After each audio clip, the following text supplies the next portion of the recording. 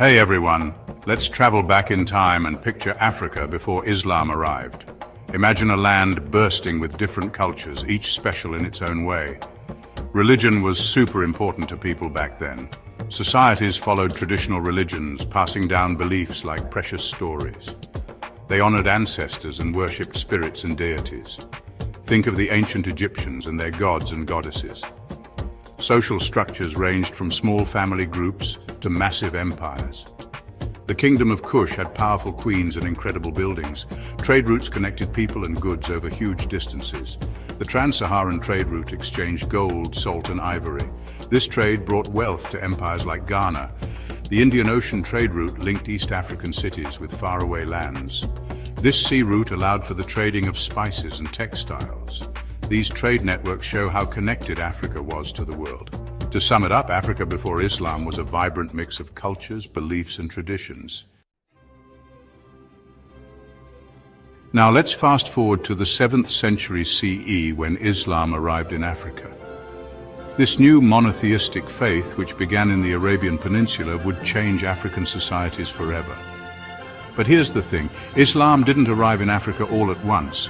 It was introduced gradually through a series of interactions, mainly through trade and conquest. The first major contact happened when Muslims conquered Egypt in 641 CE.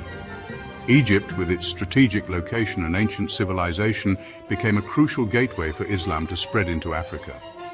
The Muslim armies, led by the skilled general Amr ibn al-As, faced resistance from the Byzantine Empire, which ruled Egypt at that time. However, the Muslims' military strength and their promise of religious tolerance for the local Coptic Christian population eventually led to their victory. With Egypt under Muslim control, the stage was set for Islam to expand further across North Africa. Islam brought new ideas, beliefs, and practices to the region. It also led to the creation of new political and social structures, forever changing the course of African history. From its starting point in Egypt, Islam spread westward along the North African coast. This expansion was fueled by trade, migration, and military campaigns. Coastal port cities were especially open to the new faith. Cities like Alexandria, Tunis, and Tripoli became centers of Islamic learning and culture. Traders played a key role in spreading Islam. Muslim merchants set up trading posts and communities. They brought their faith and shared it with locals. The Berbers were receptive to Islam. Many saw Islam as a force of liberation.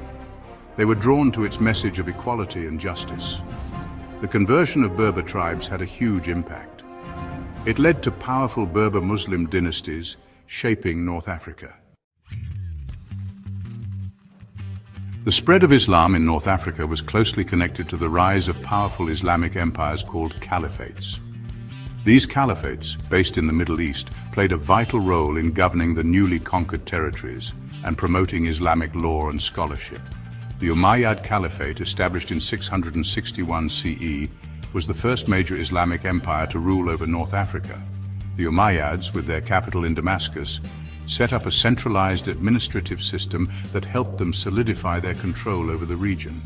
They appointed governors to oversee the provinces and collected taxes to fund their administration. The Umayyads also encouraged the spread of Islam by sending scholars and missionaries to teach the new faith. In 750 CE, the Umayyad Caliphate was overthrown by the Abbasids, who established a new dynasty with its capital in Baghdad. The Abbasids continued the work of their predecessors, further strengthening Muslim rule in North Africa and promoting Islamic learning and culture. Under the Abbasids, North Africa experienced a time of economic prosperity and intellectual growth. New centers of learning known as madrasas were established, attracting scholars from all over the Islamic world. Section 5. Conversions and Coexistence, a complex religious landscape. The arrival of Islam in North Africa didn't mean that everyone immediately converted to the new faith. Instead, it set off a complex process of religious and cultural change that took centuries to unfold. While many people, especially in cities and among the Berber tribes, embraced Islam, others continued to follow their traditional beliefs. Christianity, which had been the main religion in North Africa under Roman and Byzantine rule, gradually became less influential. However, some communities continued to practice it, particularly in Egypt and Ethiopia. Judaism also had a long history in North Africa, and Jewish communities continued to thrive under Muslim rule. In many cases, Muslims, Christians and Jews lived together peacefully, engaging in trade and cultural exchange. Islamic law gave protected status to Christians and Jews known as dhimmis, allowing them to practice their religions freely as long as they paid a special tax. This policy of religious tolerance contributed to the relative stability and prosperity of Muslim-ruled North Africa. Section 6. Trade routes transformed. The Islamic influence. The arrival of Islam significantly impacted trade routes and commercial activities in North Africa. Muslim traders, with their extensive networks and access to vast markets in the East, played a leading role in expanding and transforming trade. One significant development was that North Africa became part of the vast Islamic trading world. The Islamic world, stretching from Spain in the west to Central Asia in the east, provided new markets for North African goods. Islamic economic principles, such as the prohibition of usury and the emphasis on fair trade, also influenced business practices. The introduction of a common currency, the dinar, made trade and economic growth easier. The trans-Saharan trade, which had long connected North Africa with sub-Saharan Africa, flourished under Muslim rule. Gold, salt, slaves, ivory and other commodities flowed across the Sahara, enriching both regions.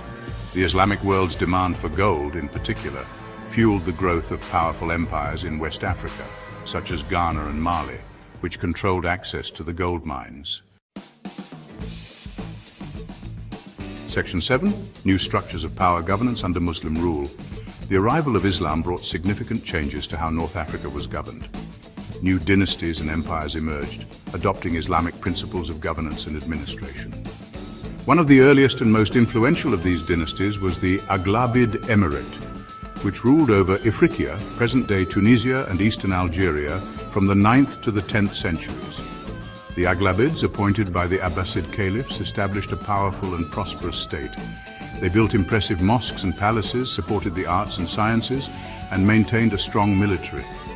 Another significant dynasty was the Fatimid Caliphate, which emerged in the 10th century and challenged the Abbasids for supremacy in the Islamic world.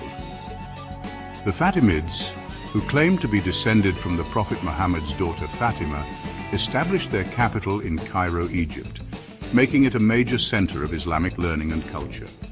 These dynasties and others that followed adopted Islamic law known as Sharia as the basis for their legal systems.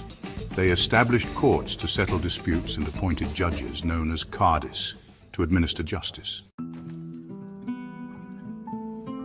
Section 8. A fusion of cultures, Arab and Berber interactions. When Islam arrived in North Africa, it led to a rich and complex process of cultural exchange and fusion, especially between Arab and Berber cultures. While Islam originated in the Arabian Peninsula, it was the Berbers who played a crucial role in its spread and development in North Africa. One of the most significant areas of cultural exchange was language. Arabic, the language of the Quran and Islamic scholarship, gradually became the language of administration, trade, and religion in North Africa. However, Berber languages continued to be spoken, and in some regions they flourished alongside Arabic. Architecture also reflected the fusion of Arab and Berber traditions. Mosques, built in the Islamic style, often incorporated local architectural elements, such as the use of distinctive horseshoe arches and intricate geometric designs. The Great Mosque of Kairouan in Tunisia, for example, is a stunning example of Islamic architecture that blends Arab and Berber influences. In the world of music and literature too, Arab and Berber traditions intertwined, creating new and vibrant forms of artistic expression. Section 9. A continent transformed, the enduring legacy of Islam. The arrival of Islam in Africa was a pivotal moment that had a profound and lasting impact on the continent. It introduced new religious beliefs, social structures, political systems, and cultural practices that transformed African societies. Islam's message of monotheism and its emphasis on equality and social justice resonated with many Africans, leading to widespread conversions. The establishment of Islamic empires and dynasties brought political stability and economic prosperity to many parts of Africa. The integration of Africa into the vast Islamic trading world opened up new markets and facilitated economic growth. The fusion of Arab and Berber cultures created a rich and vibrant cultural tapestry that continues to shape African societies today. However, the arrival of Islam also brought challenges. The trans-Saharan slave trade, which had existed before Islam, intensified under Muslim rule, with devastating consequences for millions of Africans. The legacy of this trade continues to cast a long shadow over Africa. Despite these challenges, the arrival of Islam in Africa was a transformative event that shaped the continent's history in profound and enduring ways. The story of Islam in West Africa is a captivating tale of cultural exchange, economic transformation, and religious change. It is a narrative that spans centuries, illustrating how a new faith found its way into the hearts and minds of diverse communities, influencing their way of life and their worldview. It is a story intricately woven into the very fabric of West African societies, shaping their identities, beliefs, and interactions with the wider world. The arrival of Islam brought with it new forms of governance, education, and trade, which were seamlessly integrated into the existing cultural and social structures. Unlike the rapid conquests that marked the spread of Islam in other regions, the arrival of Islam in West Africa was a gradual and peaceful process, largely driven by trade and interpersonal relationships.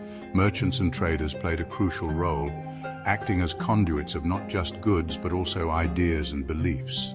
From the 8th century onwards, the sands of the Sahara Desert became pathways for a new faith, carried not by armies but by merchants seeking fortune and sharing their beliefs. These trade routes connected distant lands, facilitating not only the exchange of goods but also the spread of religious and cultural ideas.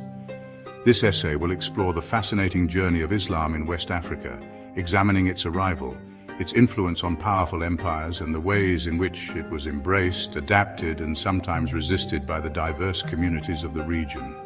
We will delve into the stories of influential leaders who adopted Islam and the impact it had on their reigns and their people.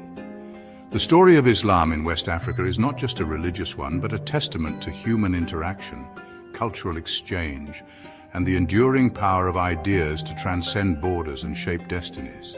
It is a rich tapestry of history that continues to influence the region to this day, reflecting the dynamic interplay between faith, culture, and commerce. Often perceived as a formidable barrier, the Sahara Desert served as a vital link between North Africa, steeped in the traditions of Islam, and the burgeoning kingdoms of West Africa. This vast expanse of sand and rock, stretching over 3.6 million square miles, was more than just an obstacle. It was a conduit for connection and exchange. Crisscrossing this seemingly desolate landscape were ancient trade routes, pathways not just for goods but for ideas, cultures, and religions. These routes, etched into the sands by countless footsteps and camel hooves, were lifelines that sustained the flow of commerce and communication. Traversing these routes were Berber merchants, originating from North Africa, who played a pivotal role in introducing Islam to the region.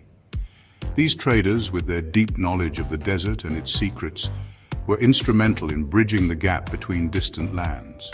These traders, driven by economic opportunities and guided by their faith, established trading posts and communities in West African cities. These posts became bustling centers of commerce, where goods and ideas were exchanged in a vibrant marketplace.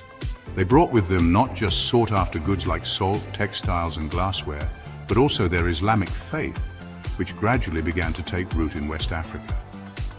The exchange was not merely transactional, it was transformative, influencing the social and cultural fabric of the region. The introduction of the camel, a remarkable animal capable of withstanding the harsh desert conditions, further revolutionized trans-Saharan trade. These resilient creatures could travel long distances without water, carrying heavy loads, thus making the arduous journey across the desert more feasible and efficient. This in turn intensified the interactions between North and West Africa, facilitating the exchange of religious ideas alongside commercial goods. The Sahara, once seen as an insurmountable barrier, became a bridge of trade and faith, connecting diverse cultures and fostering a rich tapestry of human civilization. The rise of powerful empires in West Africa, namely Ghana, Mali, and Songhai, marked a significant turning point in the story of Islam in the region. These empires not only shaped the political landscape, but also played a crucial role in the cultural and religious transformation of West Africa. While the rulers of the Ghana Empire, one of the earliest and most influential in the region, did not convert to Islam, they allowed Muslim communities to flourish within their realm, recognizing the economic benefits of peaceful coexistence and trade with Muslim merchants. The bustling markets of Ghana became hubs of commerce where goods, ideas, and beliefs were exchanged. However, it was under the Mali Empire that Islam truly flourished. The empire's embrace of Islam was not just a political move, but a profound cultural shift that influenced every aspect of life. Mansa Musa, the legendary ruler of Mali, embraced Islam and made it the official religion of his empire.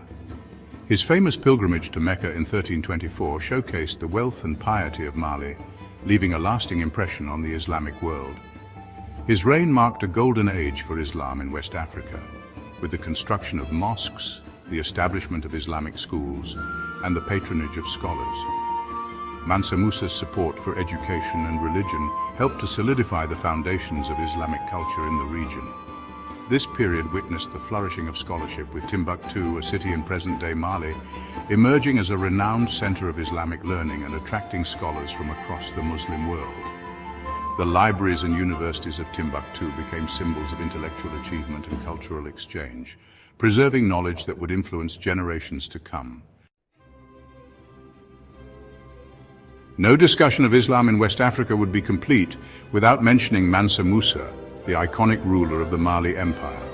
His legendary pilgrimage to Mecca in 1324 CE, a journey undertaken by devout Muslims, not only showcased the immense wealth of his empire, but also profoundly impacted the spread and perception of Islam in West Africa and beyond. Mansa Musa's pilgrimage was a grand spectacle, with a massive caravan that included thousands of attendants, soldiers and slaves, and carrying with it an enormous amount of gold. His generosity during the pilgrimage, particularly in cities like Cairo, left a lasting impression and solidified Mali's reputation as a land of immense wealth and devout Islamic faith. Moreover, Mansa Musa's reign witnessed the flourishing of Islamic scholarship in Mali, further solidifying the empire's status as a center of Islamic learning in West Africa. Section 5. Timbuktu, the jewel of Islamic scholarship in Africa. No city embodies the intellectual vibrancy that Islam brought to West Africa quite like Timbuktu. Located on the edge of the Sahara Desert, Timbuktu transformed from a seasonal trading post into a thriving center of commerce and scholarship, a beacon of knowledge that attracted scholars and students from far and wide. Under the patronage of Mansa Musa and his successors, Timbuktu witnessed the construction of magnificent mosques, including the iconic Jingareba Mosque, Sankore Mosque, and Sidi Yahya Mosque. These mosques not only served as places of worship, but also housed important centers of learning, attracting renowned scholars and boasting impressive libraries that housed countless manuscripts on a wide range of subjects, from religion and law to mathematics, astronomy, and medicine. The legacy of Timbuktu stands as a testament to the intellectual achievements of West Africa during its golden age of Islamic scholarship. In West Africa, Islam did not just replace traditional beliefs, it blended with them. This syncretism created a unique form of Islam that incorporated local customs and traditions. You see, traditional African spiritual practices, such as ancestor worship and the use of amulets, found their way into Islamic practices. This blending allowed Islam to be more accessible and relatable to the local populations. Not everyone embraced Islam with open arms. There were pockets of resistance where local rulers and communities held firmly to their indigenous beliefs. This resistance was not merely a rejection of a new religion, but also an effort to preserve cultural identity and autonomy. Over time, some of these resistant communities did adopt Islam, but they did so on their own terms, incorporating it into their existing cultural frameworks. Islam profoundly influenced West African culture, from architecture to education. Mosques became centers of learning, and cities like Timbuktu flourished as hubs of Islamic scholarship. The introduction of Arabic script facilitated the recording of history, law, and poetry, enriching the cultural tapestry of the region. This impact extended to the arts, where Islamic geometric patterns and calligraphy began to appear in local crafts and textiles. The encounter between Islam and West Africa was complex and multifaceted. It was not just a story of conversion, but of adaptation and enrichment. The blending of Islamic and indigenous practices created a unique cultural landscape, one that continues to evolve today. This encounter has left an indelible mark on the region, shaping its history, culture, and identity in profound ways. The east coast of Africa has always been a place where different cultures and religions meet. From the busy ports of the Swahili coast to the paths that went inland, lots of different people and ideas have come and gone for many years. One of the biggest changes in East Africa was when Islam arrived. Arab traders brought Islam in the 7th and 8th centuries. Slowly, more and more people started following Islam, and it changed East African history forever. Islam came to East Africa because of the Indian Ocean trade routes. Arab traders traveled across the ocean, bringing cool things and also their religion. Islam's idea that everyone is equal and its rules about doing good things were popular with lots of East Africans. They found guidance and a sense of belonging in this new faith. Islam didn't spread quickly in East Africa like it did in some other places. It happened slowly, mostly because of trade, marriages between different groups, and sharing cultures. Muslim traders and scholars were very good at sharing their ideas. They built mosques, schools, and communities along the coast. Over time, Islam became a big part of East African life, its society, culture, and even its government. Islam shaped everything from the rise of strong Swahili cities to the development of Swahili culture. It really changed who they were and what their future would be. The Indian Ocean trade routes were super important for connecting East Africa to the rest of the Islamic world.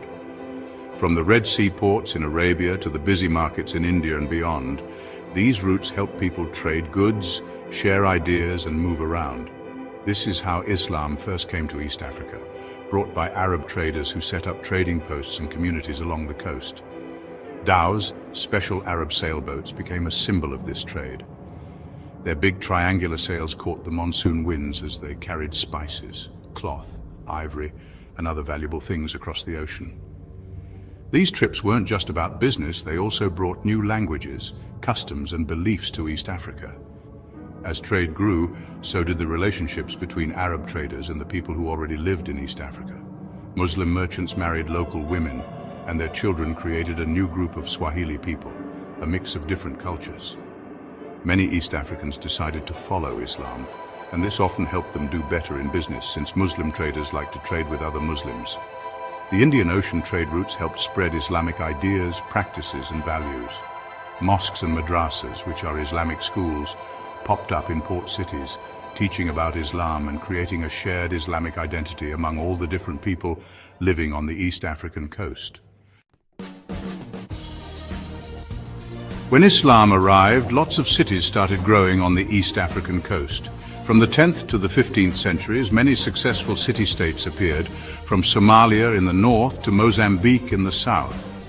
These Swahili city-states became busy centers of trade, culture, and Islamic learning.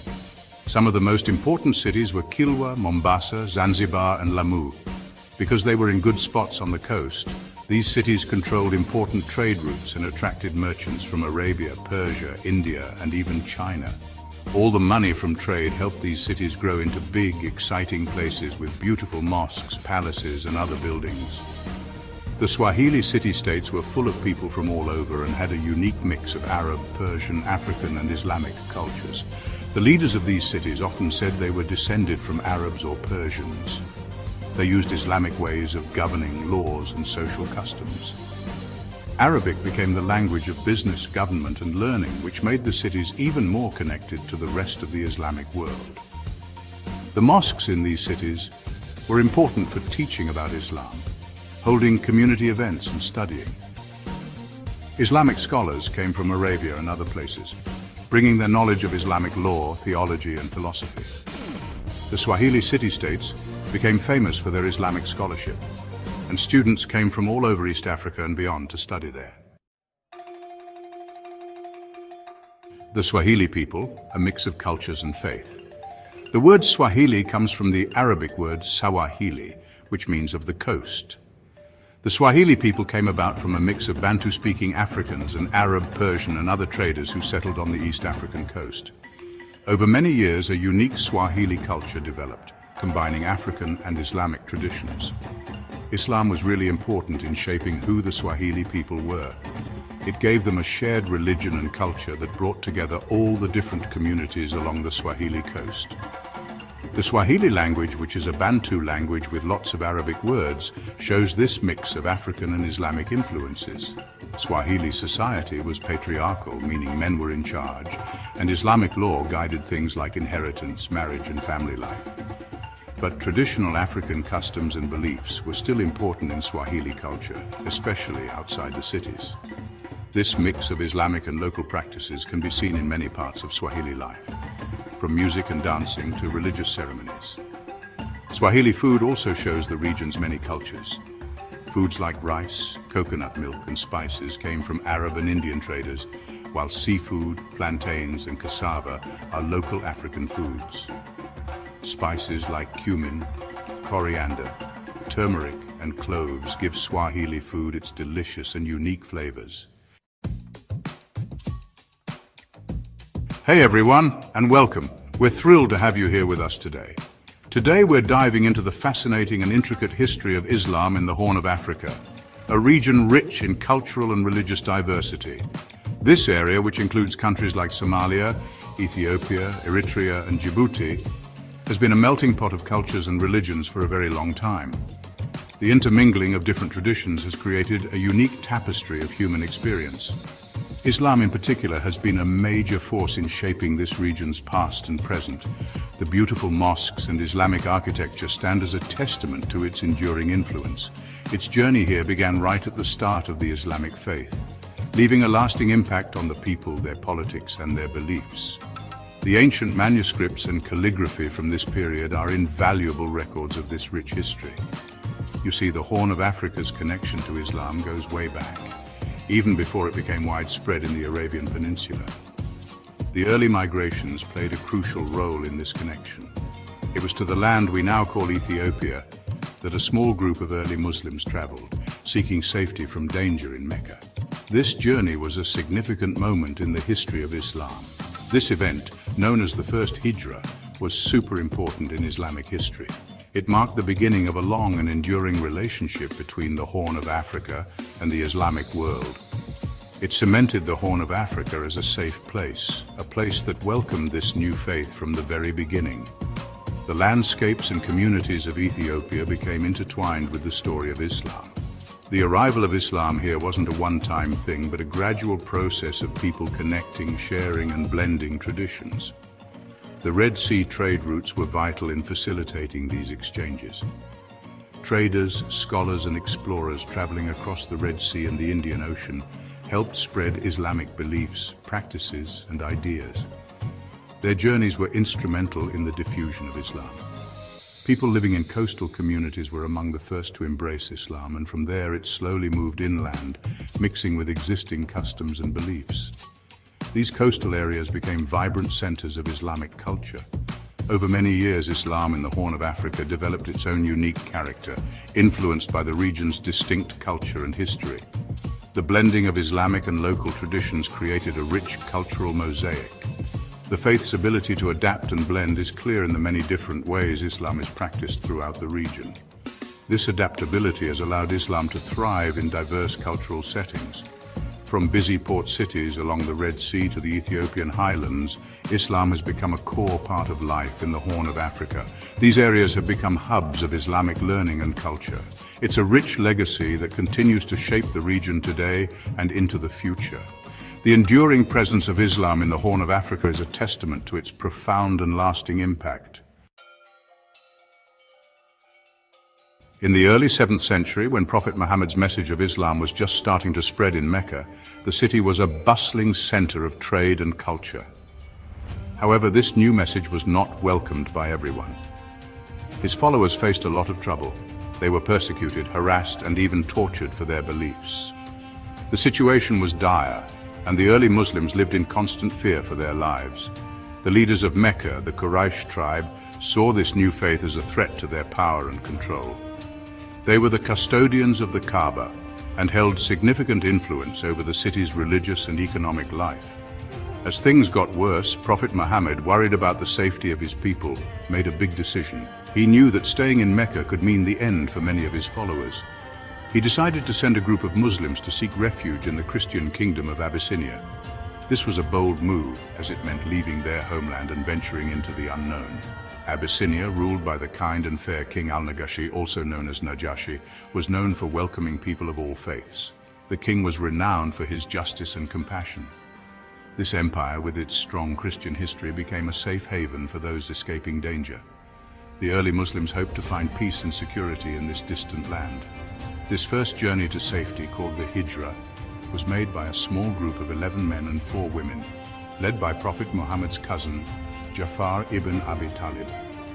They traveled with hope and faith, leaving behind everything they knew. When they reached Abyssinia, King al-Najashi welcomed them with open arms. He listened to their plight and offered them protection without hesitation. When messengers from Mecca arrived demanding the Muslims be returned, the king refused. The Quraysh had sent envoys with gifts, hoping to persuade the king to hand over the refugees. He said he would not turn away those who sought his protection. King al-Nagashi's sense of justice and his commitment to protecting the oppressed were unwavering. In an amazing display of respect between religions, Ja'far ibn Abi Talib recited verses from the Quran. He spoke eloquently about the teachings of Islam, emphasizing the common ground between Islam and Christianity. He explained the teachings of Islam and highlighted the shared values of Christianity and Islam, like believing in one God, being kind, and valuing human life. This interfaith dialogue was a remarkable moment in history. King al-Nagashi was truly touched by Ja'far's words. He saw the sincerity and truth in the message and was moved by the shared values of compassion and justice.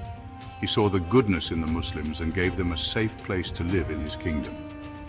The refugees were grateful for the king's kindness and generosity. The first Hijra is a powerful example of religious tolerance, compassion, and helping those in need. It stands as a testament to the strength of human kindness and the importance of protecting the vulnerable. It also shows the early interactions between Islam and Christianity in the Horn of Africa, marked by respect and understanding. These interactions laid the groundwork for future relations between the two faiths. The Muslims who found refuge in Abyssinia found more than just safety. They found a welcoming community where they could practice their faith freely. They were able to live without fear of persecution. This event solidified the Horn of Africa's reputation as a place of refuge for early Muslims and laid the foundation for the strong bond between Islam and the region. The legacy of the first Hijra continues to inspire and remind us of the importance of compassion and understanding across different faiths and cultures. After the first Hijra, Islam slowly began to take root in the Horn of Africa, spreading through trade, people moving around, and peaceful conversion. The region became a melting pot of cultures and religions, with Islam gradually becoming a significant influence. Traders and travelers brought not only goods but also new ideas and beliefs, fostering a rich tapestry of cultural exchange. By the 9th century, Muslim-led kingdoms started to pop up, showing the growth of organized Islamic communities in the region. These kingdoms were not just political entities, but also centers of learning and culture where scholars and artists thrived. The spread of Islam brought new architectural styles, educational institutions, and a vibrant intellectual life. One of the most important of these was the Adil Sultanate, which became really powerful in the 14th century. The Sultanate's influence extended far beyond its borders, impacting neighboring regions through trade, diplomacy, and sometimes conflict.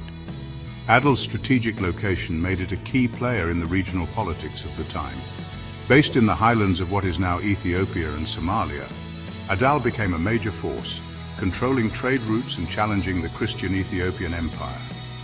The control of these trade routes was crucial, as it allowed Adal to amass wealth and resources, further strengthening its position. The highlands provided a natural fortress, making it difficult for enemies to penetrate. The relationship between Adal and the Ethiopian Empire was complicated. They traded and shared cultural ideas, but their different religions and desire for land often caused tension and eventually led to many years of war in the 16th century. Despite the conflicts, there were periods of relative peace and cooperation where both empires benefited from mutual trade and cultural exchanges. These wars, known as the Muslim-Christian Wars, had a huge impact on the Horn of Africa. The battles were fierce and often devastating, leaving a lasting mark on the region's history. The wars disrupted trade, displaced populations, and led to significant loss of life and property. The Adal Sultanate, under the leadership of Ahmad ibn Ibrahim al-Ghazi, also known as Ahmad Gure or the Left-Handed, launched many attacks against the Ethiopian Empire. Ahmad Gure was a charismatic and strategic leader whose military campaigns were both feared and respected. His leadership brought a new level of intensity to the conflict. Ahmad Gure's army, armed with guns from their Ottoman allies, won many battles, taking control of large parts of Ethiopia. The introduction of firearms changed the nature of warfare in the region, giving Adal a significant advantage. The Ottoman support was crucial, providing not just weapons but also military advisors and training. Facing such a strong enemy, the Ethiopian Empire asked for help from the Portuguese, who sent a small group of soldiers and cannons. This alliance marked a significant moment in the history of the region, as European powers began to play a more direct role in African conflicts. The Portuguese brought not only military aid but also new tactics and strategies. The fighting between Adal and Ethiopia was brutal and destructive for everyone. Cities and towns were destroyed, churches and mosques were torn down, and many people lost their lives. The devastation left deep scars on the landscape and the people, with entire communities being uprooted and displaced. In the end, neither side could defeat the other. However, the conflict had lasting effects, changing borders, creating new alliances, and deepening religious divisions in the Horn of Africa. The legacy of these wars can still be felt today, as the region continues to grapple with the historical divisions and alliances that were forged during this tumultuous period. While wars and politics shaped the early history of Islam in the Horn of Africa, the way it spread and blended with local cultures was also deeply influenced by Sufism, the mystical side of Islam. Sufism focuses on a personal and spiritual connection with God. Sufi practices, known for their ability to adapt to local traditions and their focus on personal faith, resonated with the diverse people of the Horn of Africa. Sufi orders, led by charismatic spiritual leaders called sheikhs, played a crucial role in spreading Islam throughout the region. These sheikhs, respected for their wisdom, piety, and spiritual powers, attracted a large following among both nomadic herders and settled farming communities. Sufi teachings, often shared through poetry, music, and storytelling, emphasized the importance of love, compassion, and seeking spiritual enlightenment. Sufism's ability to blend with local customs and beliefs made it widely accepted in the Horn of Africa. Sufi shrines, often located at the tombs of revered sheikhs, became important pilgrimage sites, attracting people seeking blessings, healing, and spiritual guidance. These shrines became centers of religious and social life, hosting gatherings, festivals, and rituals that brought together people from all walks of life. One of the most important figures in spreading Sufism in the Horn of Africa was Sheikh Yusuf al-Kaunain, a Somali scholar and saint who is believed to have converted many people to Islam. Sheikh Yusuf al-Kaunain's teachings emphasized peace, tolerance, and respect for everyone, regardless of their religion. His legacy continues to inspire Muslims in the Horn of Africa, promoting dialogue and understanding between different faiths. Support us by subscribing to our YouTube channel, Africarized. Like, share, and comment. Follow us on TikTok, Instagram, and X. North Africa, a land of sweeping deserts, bustling cities, and vibrant cultures, has witnessed the ebb and flow of empires and religions throughout its long history. Among the many forces that have shaped the region's identity, Islam stands out as a profound and enduring influence. From the arrival of Arab armies in the 7th century CE, Islam has been deeply intertwined with the social, cultural, and political fabric of North Africa. Prior to the Islamic conquests, North Africa was home to a mix of indigenous Berber communities, as well as Roman and Byzantine influences. Christianity had taken root in the region, but the arrival of Islam ushered in a new era, transforming the religious landscape and leaving an indelible mark on North African societies. This essay delves into the journey of Islam in North Africa, exploring its arrival, spread, and impact on the region's diverse peoples. We will examine the Arab conquests and their role in shaping North African identity, as well as the ways in which Berber groups embraced and adapted Islam to their own cultural contexts. Furthermore, we will highlight the cross-cultural exchanges between North Africa and Sub-Saharan Africa, facilitated by the trans-Saharan trade routes which served as conduits for the spread of Islamic beliefs, knowledge, and goods. The 7th century CE marked a turning point in North African history with the arrival of Arab armies, carrying with them the banner of Islam. This period witnessed a series of decisive military campaigns that would reshape the political and religious map of the region. In 642 CE, the Arabs, led by the skilled general Amr ibn al-As, conquered Egypt, wresting control from the Byzantine Empire. This victory not only secured a strategic foothold in North Africa, but also opened the gateway for further expansion westward.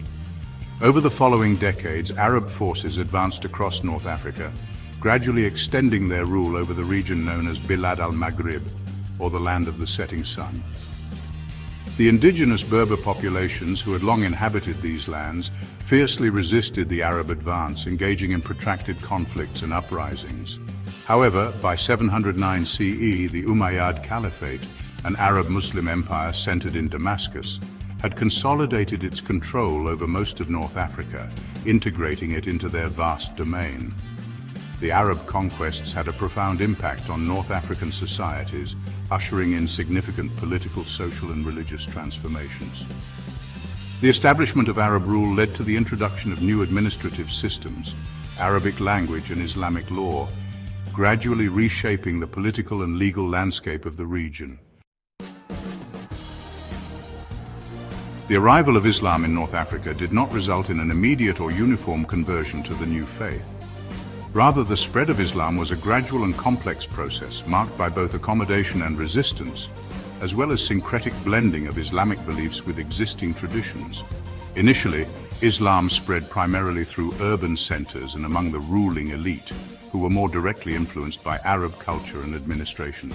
The construction of mosques, the establishment of Islamic courts, and the patronage of Arab rulers played a significant role in disseminating Islamic teachings and practices within these urban environments. Over time, Islam gradually spread to rural areas carried by merchants, traveling scholars, and Sufi mystics, who played a crucial role in making the faith more accessible and appealing to local populations. The process of Islamization, however, varied considerably across different regions and communities. While some Berbers readily embraced Islam, attracted by its message of equality and social justice, others clung to their traditional beliefs, resisting cultural assimilation. Despite the gradual spread of Islam, significant pockets of Christianity persisted in North Africa, particularly in remote areas and among certain Berber tribes. However, the social and political dominance of Islam gradually led to the decline of Christian communities, as they faced increasing pressure to convert or migrate. By the 12th century, Christianity had largely disappeared from North Africa. The story of Islam in North Africa is not simply a narrative of conquest and conversion, but also one of adaptation, resistance, and the emergence of distinct Berber Islamic identities. The Berbers, a diverse group of indigenous peoples who had inhabited North Africa since antiquity, played a pivotal role in shaping the trajectory of Islam in the region. While some Berber groups initially resisted the Arab conquests, others embraced Islam, recognizing its potential to unite them against external forces. As the Berbers gradually adopted Islam, they did not simply abandon their own cultural heritage. Instead, They sought to reconcile their pre-Islamic customs and beliefs with the tenets of their newfound faith, resulting in a unique blend of Arab and Berber traditions that characterized North African Islam. This process of cultural fusion is evident in various aspects of North African society, from language and music to art and architecture. The Berber embrace of Islam, however, was not without its challenges. The Berbers, known for their independent spirit and fierce resistance to external control, often clashed with Arab rulers over political autonomy and religious interpretations. These tensions occasionally erupted into open revolts and the establishment of independent Berber Islamic dynasties, as they sought to assert their own visions of Islamic governance and societal organization. Let's talk about how Islam came to Southern Africa. You see, Southern Africa, with all its different cultures and beautiful places, has a really interesting story about how Islam found its home here. Unlike in North Africa, where Islam arrived with big armies, it came to the south in a much quieter way. It traveled with traders on ships and with people who were sadly taken from their homes as slaves. This story is a big part of Southern Africa's history, showing how strong faith can be and how cultures mix and change over time. Now, Islam arrived in Southern Africa much later than it did in North Africa. Islam reached North Africa in the 600s, but it took a few hundred more years to reach the south. This is why Islam looks a bit different in these two regions. The way people practice Islam in Southern Africa is unique because of how it arrived and how it mixed with the cultures already there. The story of Islam in Southern Africa is all about how people overcame challenges and adjusted to a new place. It started small, mainly among people who were brought here as slaves, but it grew and grew, becoming a big and important part of life in Southern Africa. This shows us that faith is powerful and can cross oceans and cultures, bringing people together. It's a story that's still being written today, making Southern Africa even more diverse and interesting. Did you know that people were trading between Africa and other countries long before Europeans arrived? It's true. The eastern coast of Africa was a busy place, with Arab traders sailing across the Indian Ocean. They traded with people from the Arabian Peninsula, Persia, India, and even further. Now, they mostly traded goods, but they also shared their cultures and religions, including Islam. This is how Islam first came to the coastal parts of Southern Africa. While people in the interior of Southern Africa didn't see these traders, people living on the coast started to learn about Islam and even began to follow it. These Muslim traders weren't like armies. They came in peace. They saw that Southern Africa was a good place for business, so they built settlements and lived alongside the people who were already there. This peaceful way of life helped Islam to spread, and many people chose to become Muslim because they wanted to, not because they were forced. The story of how Islam arrived in Southern Africa through trade shows us that people have always been connected, even in ancient times. They might have started trading for goods, but they ended up sharing something much bigger, their faith. This changed the way people in Southern Africa understood the world and their place in it. The story of Islam in Southern Africa takes a sad turn with the slave trade. European countries took people from Southeast Asia, especially the Malay archipelago, to work as slaves. Many were Muslims who held onto their faith for comfort and strength. They brought their unique culture and ways of practicing Islam to the Cape. Despite hardships, they prayed, found secret places to worship, and taught their children about Islam. Sheikh Yusuf, a scholar from Indonesia, became a leader for the Muslim community. He ensured their practices stayed strong. The Malay slaves were the main reason Islam grew in Southern Africa. They never gave up on their faith, leading to thriving Muslim communities today. Their story shows the strength of the human spirit and how faith can help us through dark times. In the 1800s, Southern Africa saw an influx of people from British India, many of whom were Muslims. They arrived as indentured laborers, working on sugarcane farms and in coal mines. Unlike Malay slaves, these workers had more freedom to practice their religion and culture. They built mosques, madrasas, and community centers. This wave of Indian Muslims brought renewed energy for Islam, adding to what Malay Muslims had established. Mosques became places to pray, socialize, and learn, fostering a sense of belonging. The number of Muslims in southern Africa grew significantly during this period. Indian Muslims also fought for workers' rights and against colonial injustices. Now let's talk about how mosques and Islamic education became so important in southern Africa. These places became like cornerstones for Muslim communities, giving them not just a place to pray, but also a place to learn and keep their culture alive. Madrasas, the Islamic schools, made sure that children learned about Islam and its values so they could pass that knowledge down to their own children one day. Mosques, with their doors always open, became places where Muslims from all walks of life could come together, share their faith, and support each other. This helped Islam become a bigger part of life in southern Africa, showing everyone that it was a religion of peace and togetherness. Now imagine a beautiful tapestry with all sorts of threads woven together. That's what it was like as Islam slowly became a part of everyday life in southern Africa. Over time, people started to see Islamic traditions and values everywhere, from the way people interacted with each other to how they fought for what they believed in. Muslim communities were very active in trying to make things fairer for everyone. They spoke out against injustice, fought for equal rights, and stood up for what was right. And they didn't just focus on things related to Islam, they cared about all the issues affecting people in their communities. Islam teaches us to care for everyone regardless of their background, and that's exactly what Muslims in southern Africa were doing. This inclusive nature of Islam made it easy for people from all backgrounds to connect with it.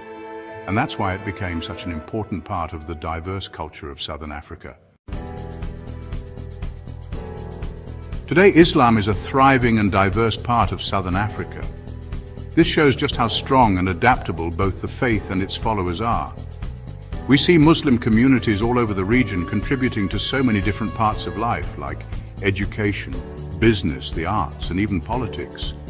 The hard work of those early Muslim settlers, both Malay and Indian, continues to shape the religious and cultural landscape of southern Africa. They planted the seeds by building mosques, madrasas, and community centers, and those seeds have grown into strong trees that continue to flourish. As we look ahead, the story of Islam in southern Africa reminds us that this part of the world is a beautiful mix of cultures and beliefs, all adding their own unique colors to the tapestry. Africa is a huge place with many different cultures, religions, and traditions. This diversity is what makes the continent so rich and vibrant, with each region offering its own unique tapestry of beliefs and practices. Islam is a big part of this, shaping the lives of millions of people and influencing Africa's history, societies, and politics. It has been a significant force for centuries, leaving an indelible mark on the continent. From North Africa to East Africa and all the way to West Africa, Islam is a part of everyday life. It is woven into the fabric of society, influencing everything from daily routines to major life events. This video explores contemporary Islam in Africa, looking at how it has evolved over time and continues to shape the lives of millions. We'll look at how it changed after colonialism, examining the shifts in religious practices and the resurgence of traditional beliefs, the rise of Islamic political movements which have played a crucial role in shaping modern African states and their policies, and the challenges and opportunities ahead. We'll explore how young Africans are navigating their faith in a rapidly changing world. We'll travel across this big continent, looking at how faith, politics, and society all connect and how these connections shape the lives of millions, and showing the many sides of Islam in Africa today. From bustling cities to quiet villages, Islam is practiced in diverse ways. It's important to remember that Africa is not all the same, and neither is Islam. The religion adapts and evolves, reflecting the local cultures and traditions. Islam has many different forms, shaped by local customs and traditions. This diversity is a testament to the adaptability and resilience of the faith. From Senegal to the East African coast, Islam has changed and grown, reflecting the unique character of each region. Join us as we explore this fascinating journey of faith across Africa. Colonialism left a big mark on Africa. It was a time of oppression and unfairness. But during this time, Islam became a powerful force for change, bringing people together from different backgrounds to fight for freedom. Across Africa, mosques became centers of resistance against colonial rule.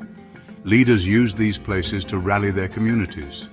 Islamic teachings about justice, equality, and self-determination inspired people to fight for their freedom. In Algeria, the fight for independence from France was closely tied to Islam. Religious leaders played a big part in encouraging people to resist. In Senegal, Islamic groups helped organize support for independence. When African nations became independent, there was a lot of hope. But colonialism left behind weak governments that faced big challenges. One big question was Islam's role in public life. Should new countries separate religion from the government, or should they include Islamic principles in their laws? Some countries like Senegal and Nigeria chose to have secular governments respecting all religions. Others like Sudan and Mauritania included parts of Islamic law in their legal systems. Section 4. Different Voices. The Growth of Islamic Political Movements. After independence, many different Islamic political movements appeared in Africa, each with its own ideas about Islam and its role in society. These movements, some peaceful and some not, wanted to influence politics. Some groups, like the Muslim Brotherhood in Egypt, wanted gradual political change through peaceful means. Others, like Boko Haram in Nigeria, used violence and wanted to create Islamic states. It's important to remember that these movements are all different. Their ideas, strategies, and goals vary widely, shaped by local events and leaders. Their rise isn't just about religion. Politics, economics, and social issues all play a part. Section 5. Facing Extremism, a Dark Cloud Over the Continent. This section delves into the pressing issue of extremism that has cast a long, dark shadow over various parts of Africa. Extremism has caused big problems in parts of Africa, threatening peace and safety. The daily lives of ordinary people are disrupted, and the atmosphere is often tense and fearful. Groups like Boko Haram in Nigeria, Al-Shabaab in Somalia, and Ansar Dine in Mali have caused a lot of harm, attacking people and making them afraid. Their violent actions have left a trail of destruction, with ruined buildings and deserted streets as stark reminders of their presence. Their beliefs, often based on extreme interpretations of Islam, take advantage of existing problems like poverty and corruption to recruit followers. These groups exploit the vulnerabilities of young men in slum areas and rural communities, promising them a sense of purpose and belonging. Many things contribute to extremism, from lack of jobs to unfair governments and ethnic tensions. Unemployment leaves many young people with few options, while corrupt and unfair governments fuel resentment and anger. Ethnic tensions further complicate the situation, creating a breeding ground for extremist ideologies. Solving this problem requires more than just military action. While peacekeeping forces play a crucial role, lasting solutions must involve community leaders and grassroots efforts. We need to address the root causes of extremism, like poverty and lack of education, while also encouraging religious tolerance and empowering communities. Education, economic opportunities, and interfaith dialogue are key to building a more peaceful and resilient society.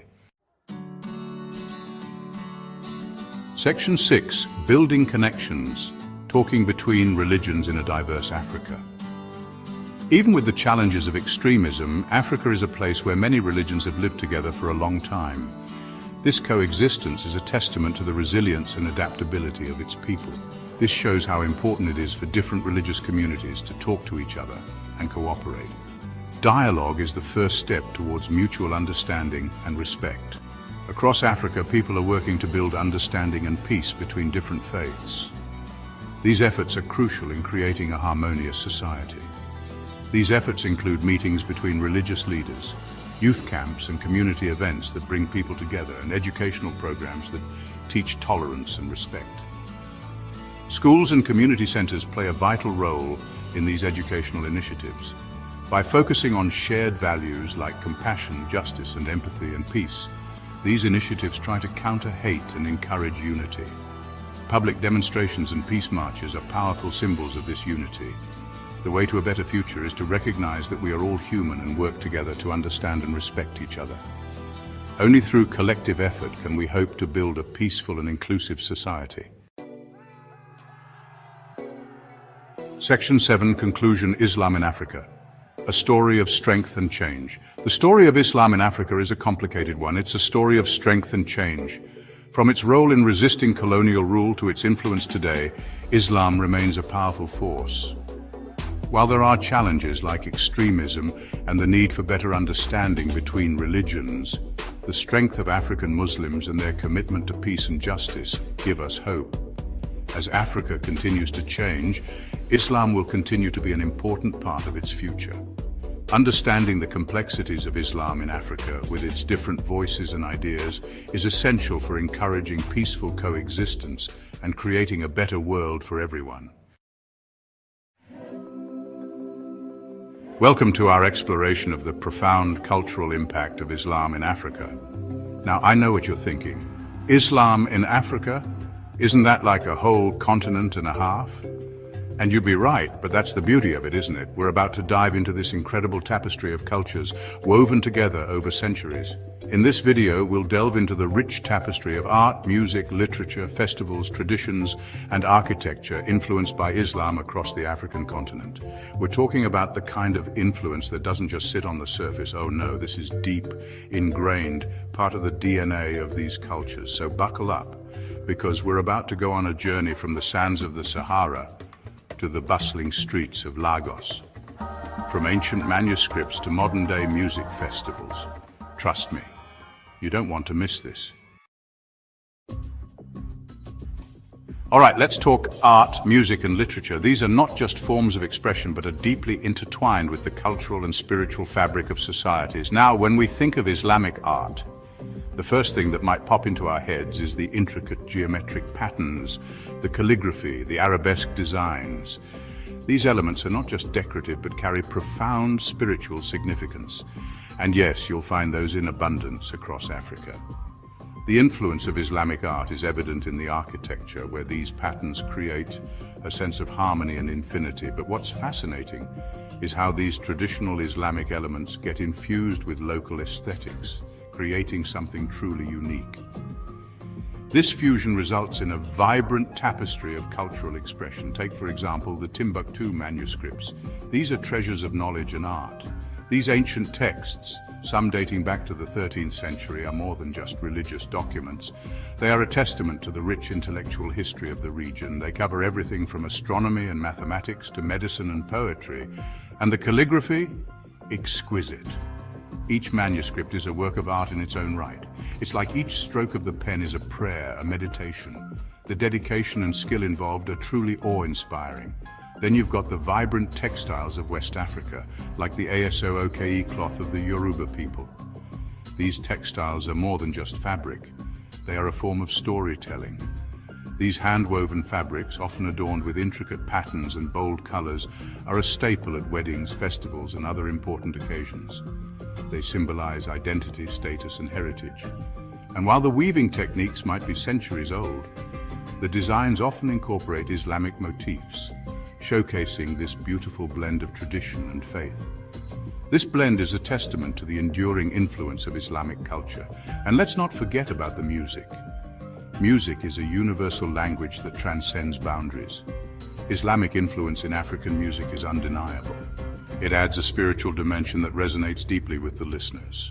From the soulful melodies of the Nawa music of Morocco, with its roots in Sufi traditions, to the rhythmic chanting of the Bay Fall singers of Senegal, you can hear the echoes of Islamic devotion in every note. To the rhythmic chanting of the Bay Fall singers of Senegal, you can hear the echoes of Islamic devotion in every note.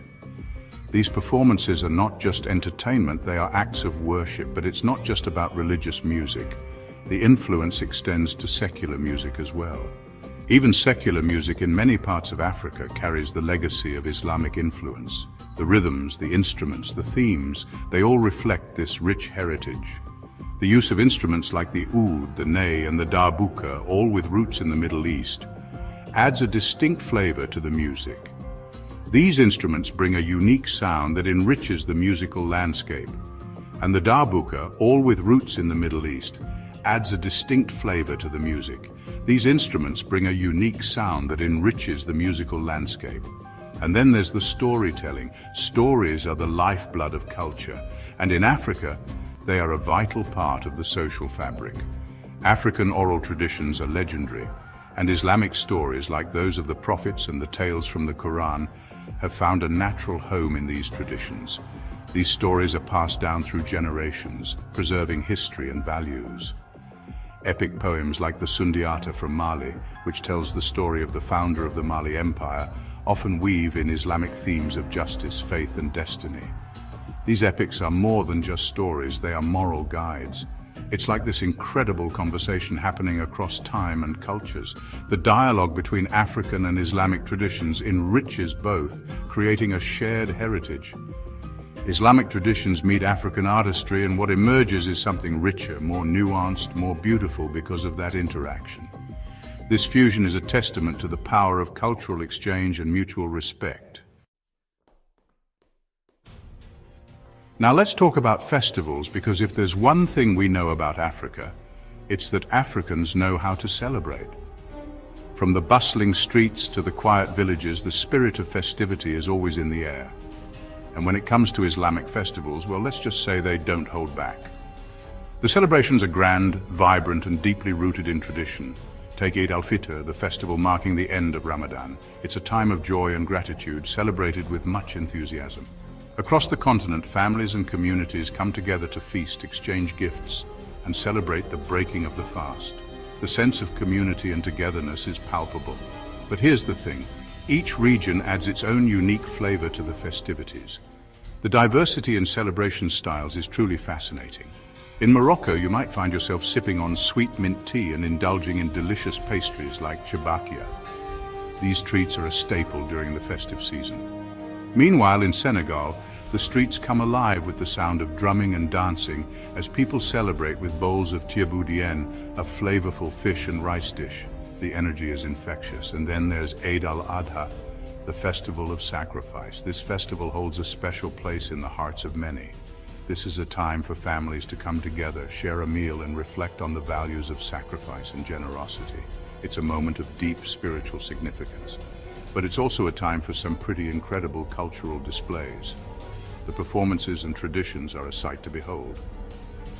In Niger, for example, the Wodabe people celebrate Gerevol, a festival where men dress in elaborate costumes and perform dances to attract a wife.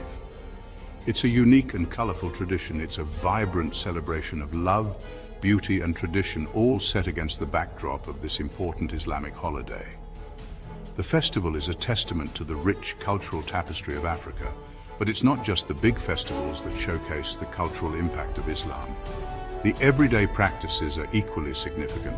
Everyday traditions, like the naming ceremonies for newborns, often incorporate Islamic prayers and blessings. These ceremonies are intimate and heartfelt, and even the way people greet each other, with the traditional Assalamu alaikum, peace be upon you, reflects the values of peace and respect that are central to Islam. It's a beautiful expression of goodwill. And let's be real, no discussion about Islamic traditions in Africa would be complete without mentioning the art of henna. This art form is cherished across the continent. This intricate body art, using dye derived from the henna plant, is more than just decoration. It's a tradition passed down through generations. It's a symbol of beauty, celebration, and even spiritual protection. The designs are often intricate and meaningful, from the elaborate designs adorning the hands and feet of brides in Morocco to the geometric patterns painted on the arms of women in Sudan. Henna is a powerful expression of cultural and religious identity. It's a form of art that tells a story. So as you can see, the cultural impact of Islam in Africa goes beyond just observing religious holidays. It's a way of life. It's woven into the very fabric of daily life, adding color, flavor, and meaning to every celebration. The influence is profound and enduring. Chapter 3, Sacred Spaces, a legacy in stone and sand. All right, let's talk architecture, because when Islam spread to Africa, it didn't just bring new ideas, it brought a whole new way of thinking about space, about design, about the places where faith and daily life intersect. This transformation was not just physical, but also deeply cultural, influencing the very fabric of African societies. Now you might already be picturing the majestic mosques of the Middle East with their towering minarets and shimmering domes. These structures are iconic, representing the grandeur and spiritual significance of Islamic architecture. And yes, you'll find echoes of that architectural grandeur in Africa too. The influence is unmistakable, yet it is uniquely adapted to the local context. But what's fascinating is how these Islamic architectural styles get blended with local traditions, creating something totally unique to the continent. This fusion results in structures that are not only functional but also deeply symbolic. Take the Great Mosque of Jenne in Mali, for example. This mosque is a marvel of engineering and design, standing as a beacon of cultural synthesis. This UNESCO World Heritage Site, made entirely of mud brick, is a testament to the ingenuity and artistry of African architects. Its construction techniques have been passed down through generations, preserving a rich heritage.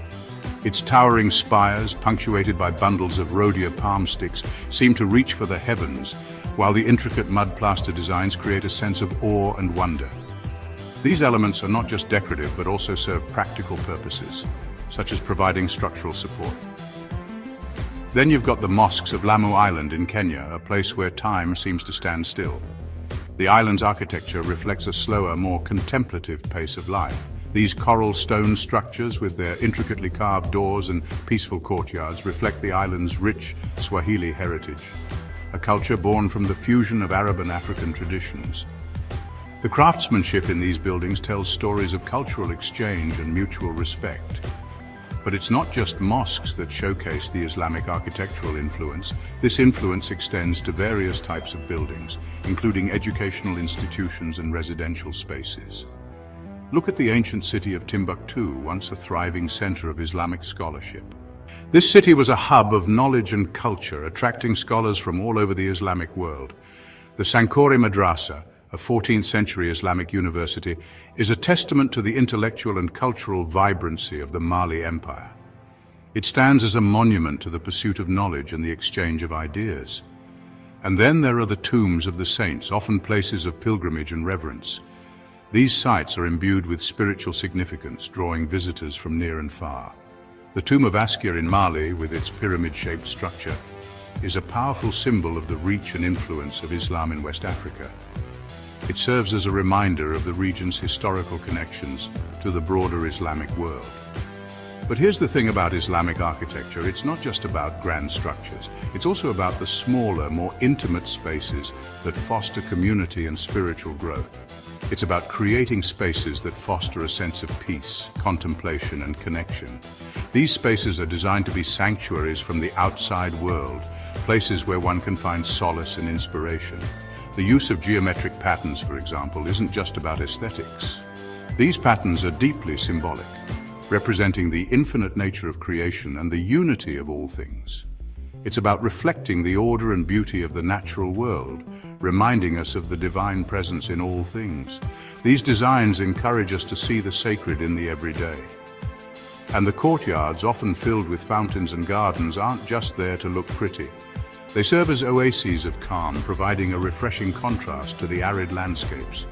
They're designed to provide shade from the scorching sun, to create a sense of tranquility and respite from the hustle and bustle of daily life. These spaces are essential for community gatherings and personal reflection. So as you can see, the legacy of Islam in African architecture is about more than just bricks and mortar. It's about creating environments that reflect the values and beliefs of the community. It's about creating spaces that nourish the soul, inspire the mind, and connect us to something greater than ourselves. These architectural marvels stand as enduring symbols of a rich and diverse cultural heritage. Thank you for joining us on this journey through the cultural impact of Islam in Africa. We've only just scratched the surface of this rich and complex tapestry, but I hope you've gained a new appreciation for the beauty, diversity, and interconnectedness of African cultures. From the vibrant art and music to the soul-stirring festivals and the awe-inspiring architecture, the influence of Islam is undeniable. It's a testament to the power of culture to transcend borders, to bridge differences, and to create something truly beautiful. Africa, a continent of vibrant diversity, holds the second-largest Muslim population globally. This vast land, with its myriad cultures and languages, has been a fertile ground for the growth and spread of Islam. From the bustling markets of Marrakesh to the serene deserts of Sudan, the influence of Islam is deeply woven into the fabric of African society. This essay embarks on a journey through time, exploring the profound influence of Islam on this magnificent continent. We will traverse the sands of history, uncovering the stories of scholars, traders, and kings who embraced and propagated the faith. From its arrival in the 7th century to its projected growth in the decades to come, Islam has left an indelible mark on Africa's cultural, social, and political landscapes. The early mosques, built with local materials, stand as a testament to the ingenuity and adaptability of African Muslims. This exploration delves into the historical arrival and spread of Islam, highlighting its peaceful beginnings and the crucial role of trade routes.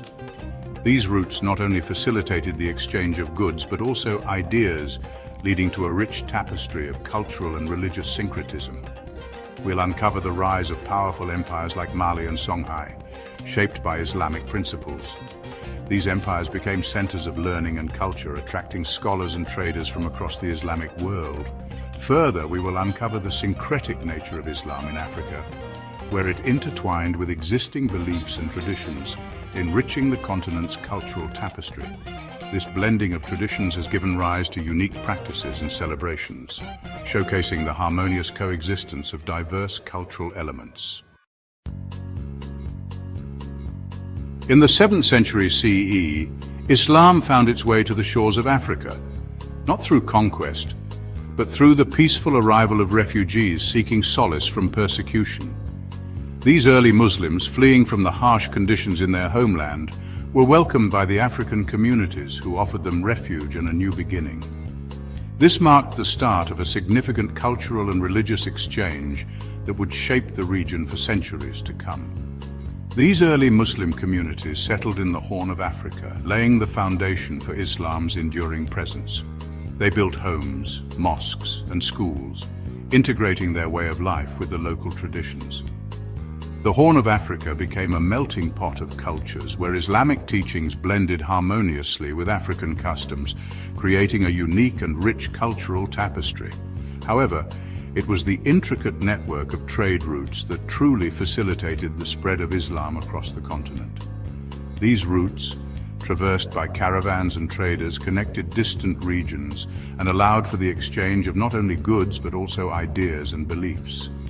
The trade routes became arteries of cultural diffusion, carrying the message of Islam far and wide. Along the East African coast, Arab traders, carrying not just goods but also their faith, engaged in cultural exchange with local communities. These interactions were marked by mutual respect and understanding, as traders and locals shared knowledge, traditions, and religious practices. The coastal markets buzzed with activity, becoming centers of both commerce and cultural exchange. This interaction led to the gradual adoption of Islam in regions like the Swahili coast, demonstrating the faith's peaceful dissemination through trade and cultural exchange. The Swahili coast, with its historical buildings and vibrant markets, stands as a testament to this rich history. Here, the blending of Arab and African influences created a unique cultural identity that continues to thrive to this day. As Islam flourished, it played a pivotal role in shaping the destiny of powerful empires that rose across Africa. The empires of Mali and Songhai stand as testaments to Islam's influence on governance, scholarship, and cultural identity. Mansa Musa, the legendary ruler of the Mali Empire, famously embarked on a pilgrimage to Mecca in 1324.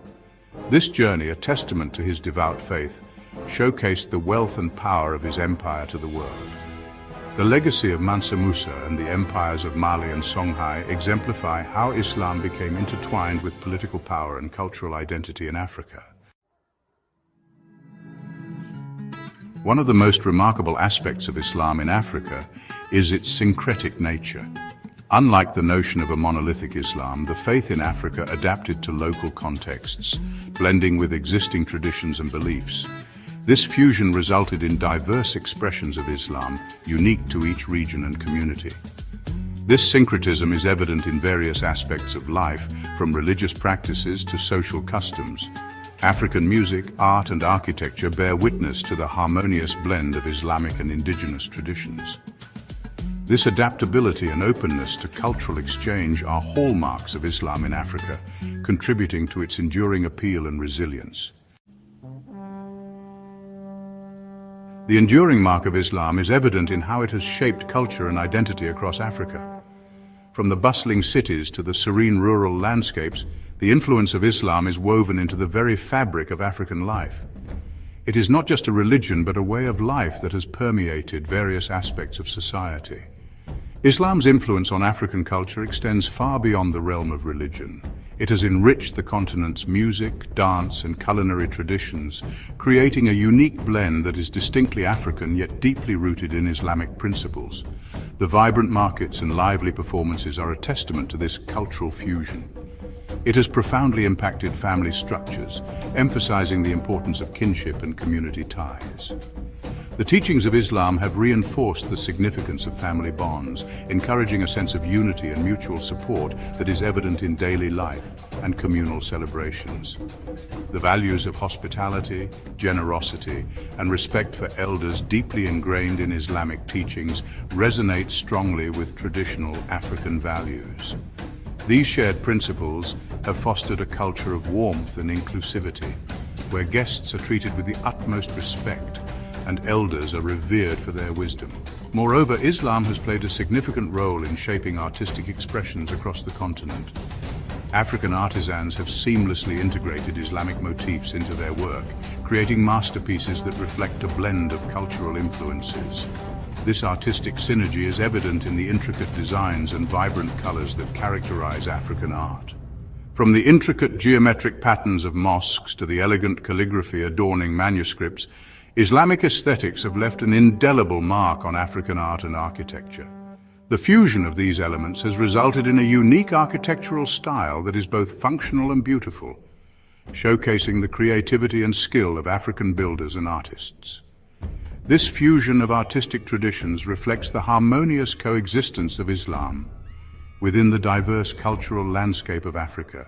It is a testament to the adaptability and resilience of African cultures which have embraced and integrated Islamic influences while preserving their unique identities. The result is a rich tapestry of cultural expressions that celebrate both diversity and unity. Section 6. Islam's legacy, education, justice, and societal values. Education has always held a place of high regard within Islam, and this emphasis on knowledge acquisition is evident in its historical role in Africa. Mosques, often serving as centers of learning, provided education in religious sciences, Arabic language, and other subjects. Furthermore, Islamic principles of justice, fairness, and equality have influenced social justice movements across the continent. The fight against colonialism and apartheid, for instance, drew inspiration from Islamic teachings on liberation and social responsibility. This legacy of resistance and the pursuit of justice remain integral to the identity of many African Muslim communities. Section 7. The future of faith, Islam's growing presence in Africa. Looking ahead, Islam is projected to experience significant growth in Africa, solidifying its position as a major religious force on the continent.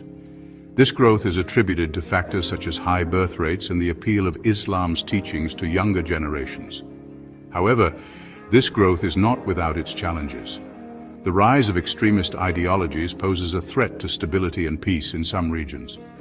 Addressing the root causes of extremism, promoting interfaith dialogue, and empowering moderate voices are crucial for ensuring a future where Islam continues to contribute positively to Africa's development.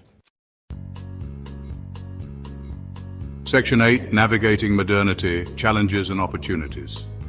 As Africa navigates the complexities of globalization and technological advancement, Muslims on the continent are grappling with the challenges and opportunities presented by modernity. Balancing religious observance with modern lifestyles, engaging with secular education systems, and addressing issues like gender equality and human rights within an Islamic framework are just some of the ongoing discussions. Despite these challenges, African Muslims are actively shaping their own narratives, drawing upon their rich heritage and Islamic values to contribute to their societies. From entrepreneurship and innovation to social activism and political participation, Muslims are playing a vital role in shaping the future of Africa. Section 9. Conclusion. Islam's enduring legacy in Africa. Islam's journey in Africa is a testament to its adaptability, resilience, and capacity for peaceful coexistence. From its humble beginnings to its current status as a major faith, Islam has left an enduring legacy on the continent, shaping its culture, identity, and destiny. As Africa continues to evolve, Islam will undoubtedly remain a powerful force, influencing its social, political, and cultural landscapes for generations to come. Understanding the historical journey, the enduring legacy, and the future prospects of Islam in Africa is essential for comprehending the complexities of this vibrant continent. Thank you for watching. Don't forget to subscribe to our Africarized YouTube channel. Like, share, and comment. See you in the next video.